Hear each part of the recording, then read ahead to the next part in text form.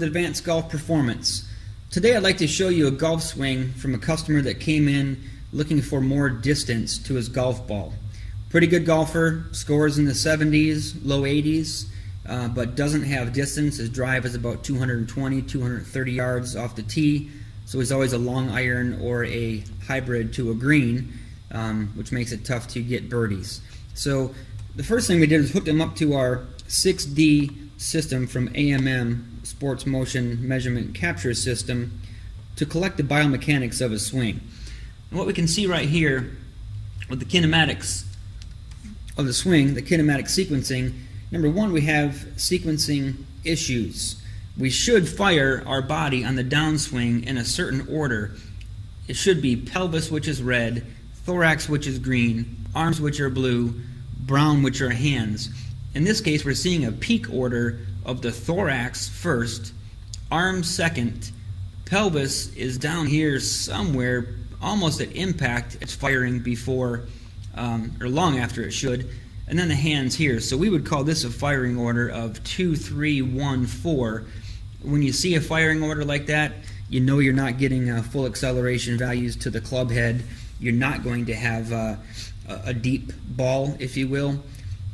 Other thing we're seeing is a pelvis which is not maintaining stability. Pelvis should be peaking and dropping. It's sliding across through time. So we probably have some sway and slide going on, which sure enough, after reviewing the swing, we do. And we don't have acceleration being transferred to the next segment of the body, so we don't have a super fast club head speed up here. So just a couple things looking at the main kinematic sequence. Now we want to find out, why. Why is that the case? So we start to look at some detailed graphs.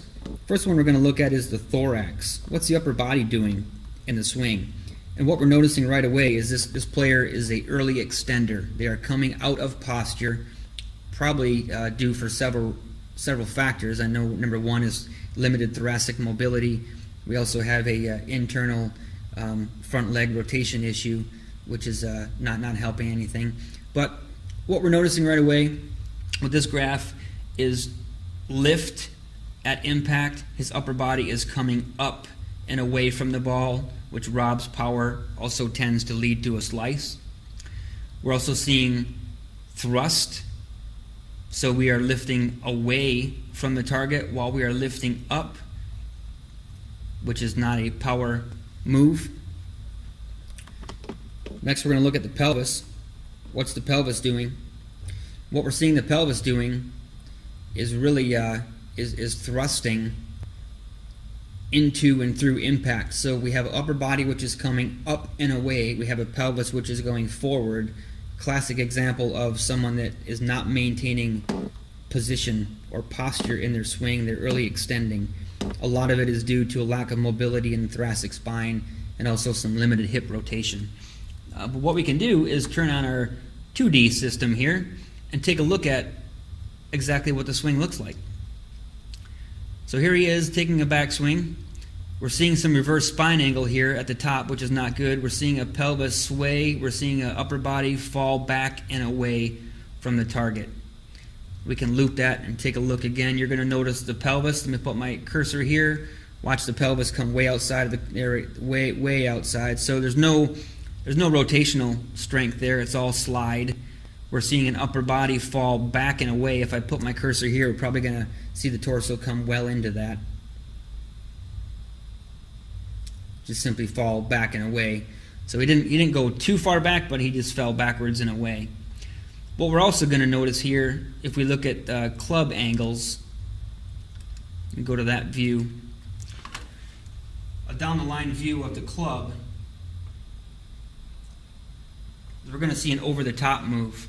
I'll just let this roll here. So here's the club head on the takeaway. We're going to see a casting motion. It's going to come over the top. There it is. So when that club gets to impact, the only choice it has is to be open and hit a fade based on not great numbers of a pelvis and thorax, what it's doing.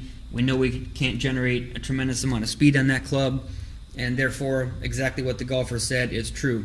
He has a ball that goes about 220, 230 yards, and it's a fade. So what we're going to do with this client is we're going to work on some mobility first, allowing everything to work. We're going to work on thoracic mobility so his upper body can rotate around his spine.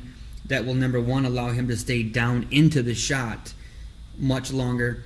We're also going to work on some strength and stability in the pelvis. If we can keep the pelvis in position and starting to rotate, allowing acceleration to transfer into the thorax and the thorax to stay down and in position, we're going to transfer all that velocity to the arms and to the club head. So great example here of a classic swing as an amateur golfer. Limited mobility, over the top, casting, high, fade, not very far. One example of what we can do here at Advanced Golf Performance, this is our biomechanical feedback system. We can put you on this, take a look at your swing, see what's going on, compare that to what your body can and can't do, and easily develop a program to help you become a much better golfer, retest your kinematics, retest your swing. We have video capabilities as well to have your swing videotaped, dropped into V1 personal locker, so we can look at your swings over time, both kinematically and through video. So give us a call or come on in today. We'd love to help you out. I know we can make you play better golf. Again, this is Tom with Advanced Golf Performance, coming to you from the Q Performance Center in Mooresville, North Carolina.